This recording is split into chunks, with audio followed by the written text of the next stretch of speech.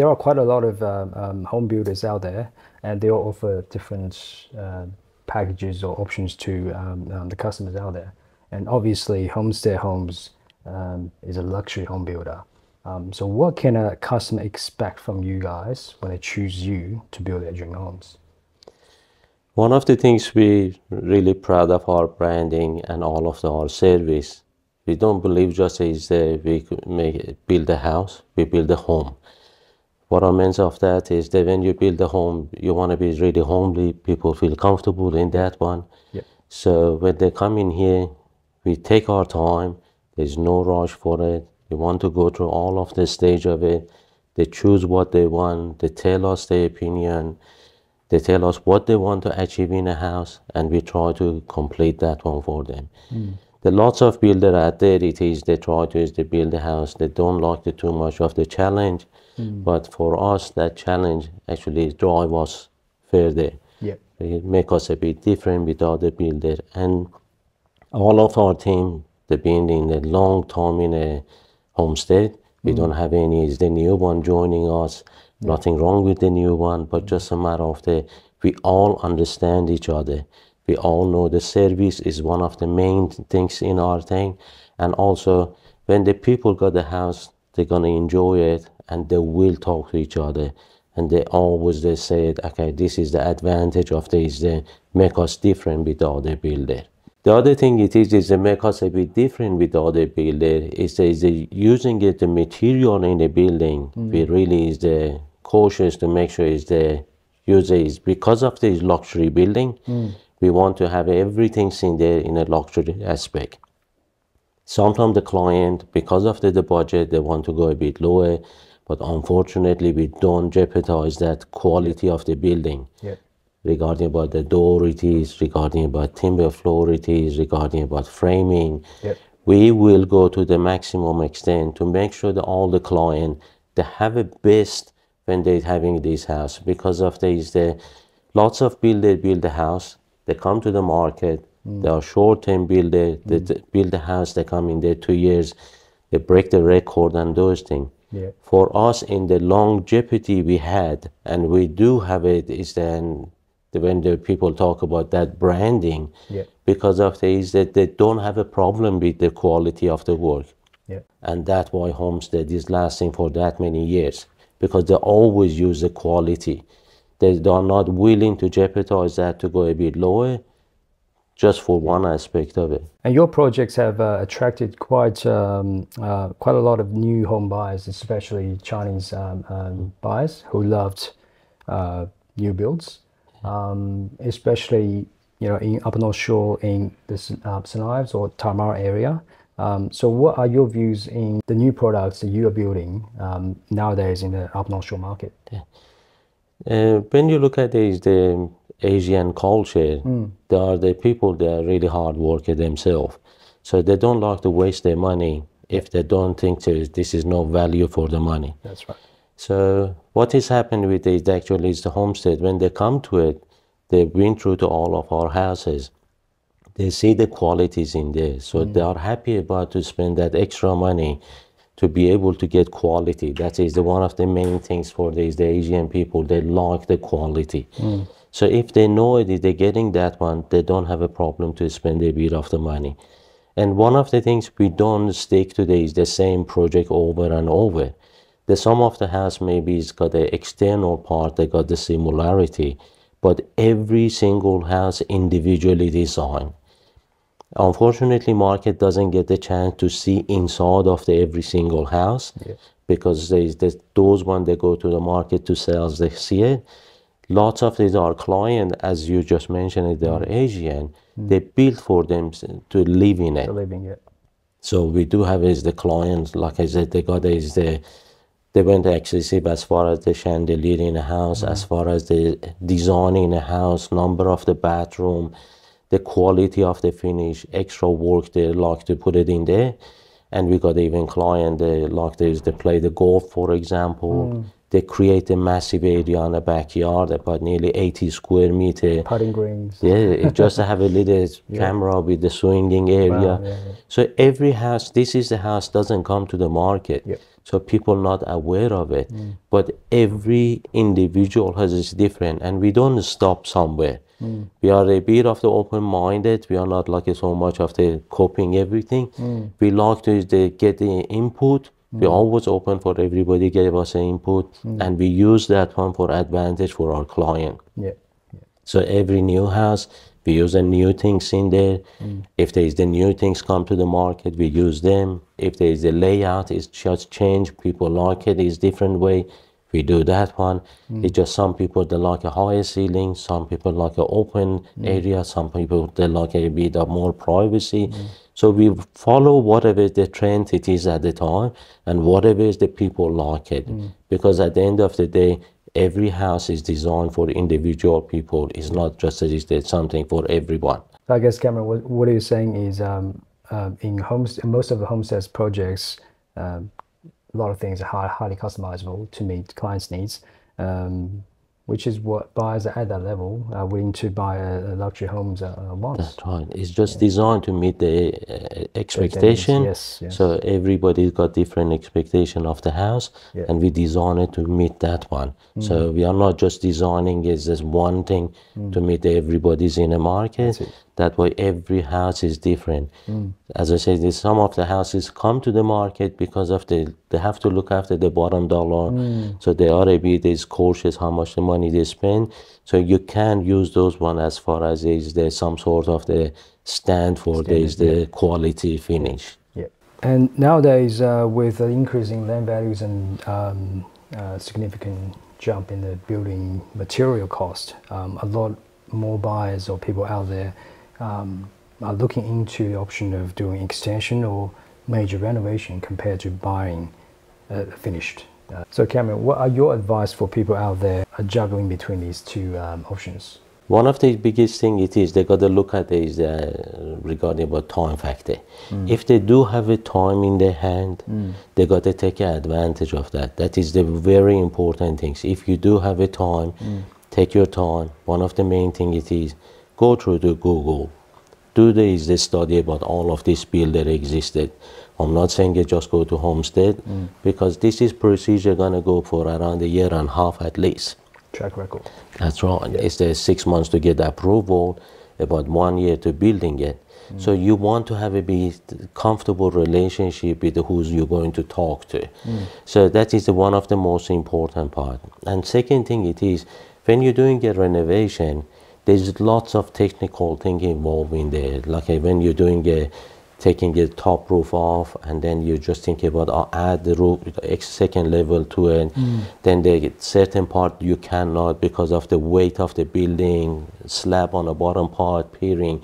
So you never get the house you really wanted. It's still has to be compromised. When you knock it down completely, you start from beginning. You start to do everything.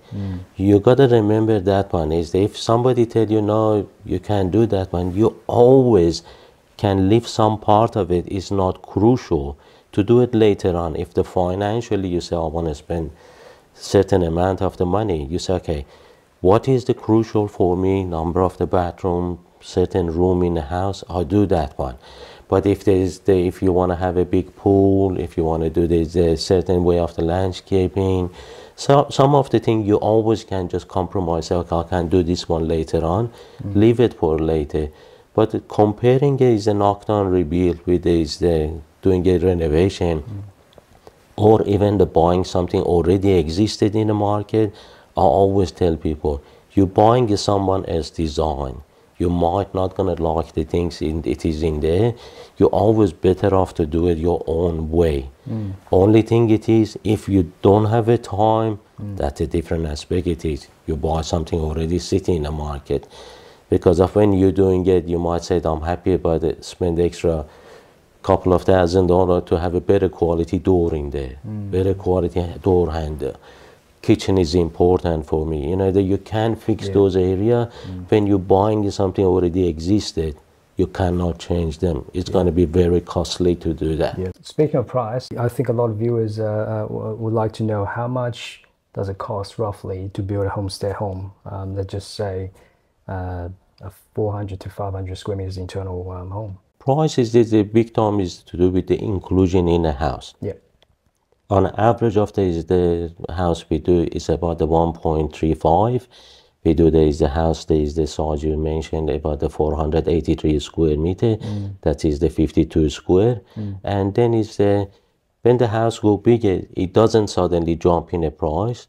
If you add the number of the room, bigger bathroom, more bathroom, bigger kitchen, that's the time its prices crawl It's like up. buying a car, right? Throw in more options and then it gets more expensive. Yeah, it is. That's exactly what it is. It's you got a lot of option to doing that.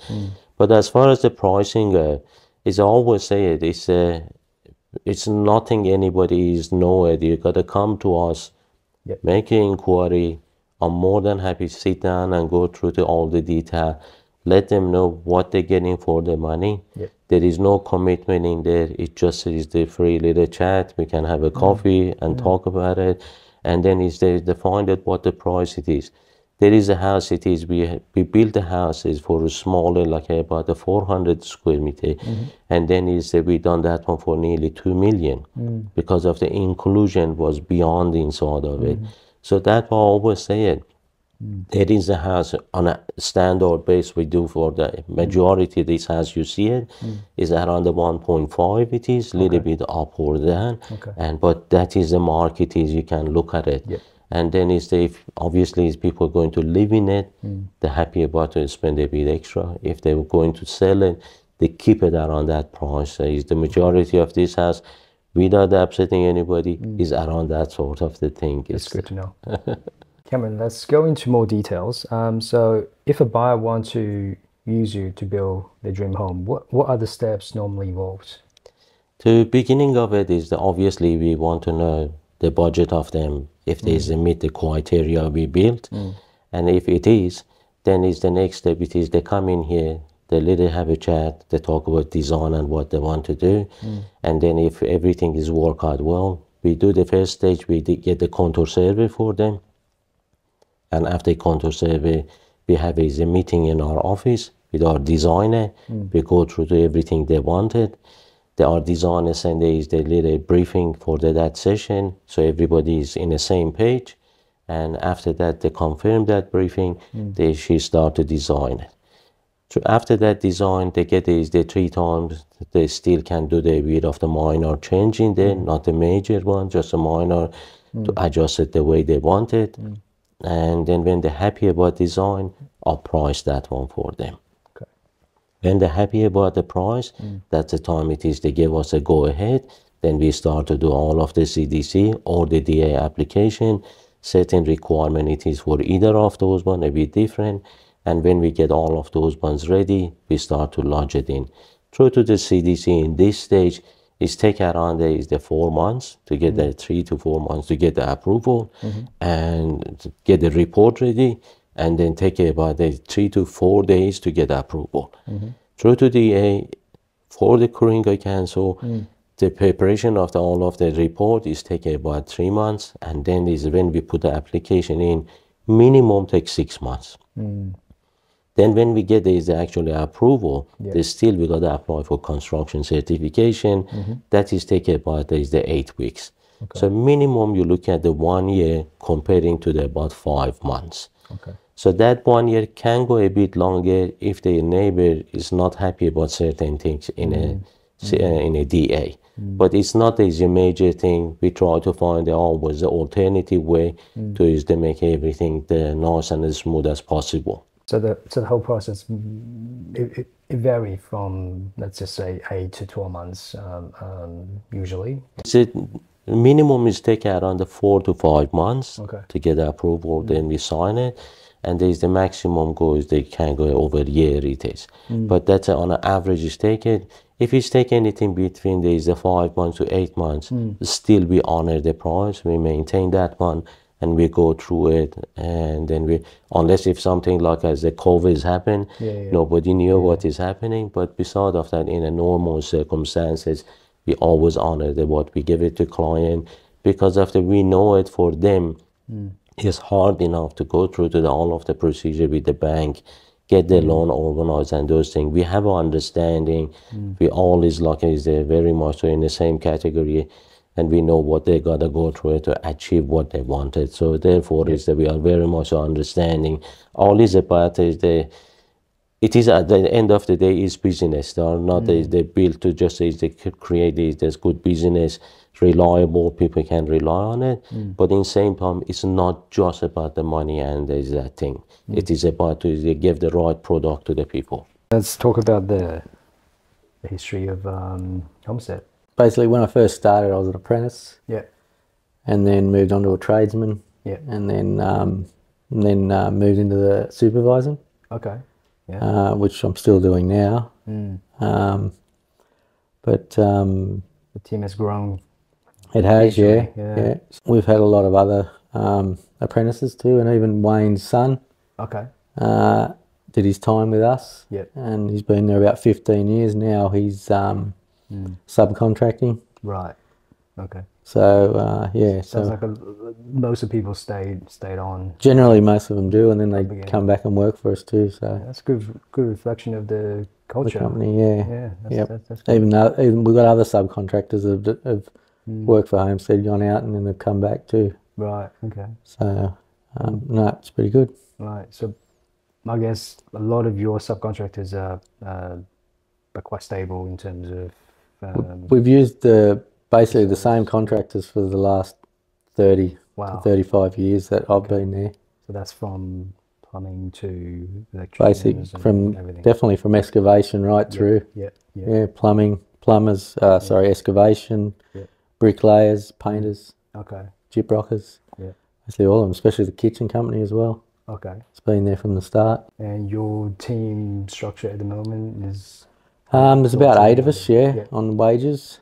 So we just follow up what the subcontractors do. Yeah. And then we can just push them around wherever we need them. Right. So wherever we need the trade. So, but there's about 8 of us. Right. How many projects? How many active projects do you have? At the moment, 24. 24. Yeah. Most of them in up North Shore, or? Pretty much all of them. Yeah. There's a couple in Linfield and Roseville. Okay. But all of them are up in Coringa, yeah. Oh, 24, okay.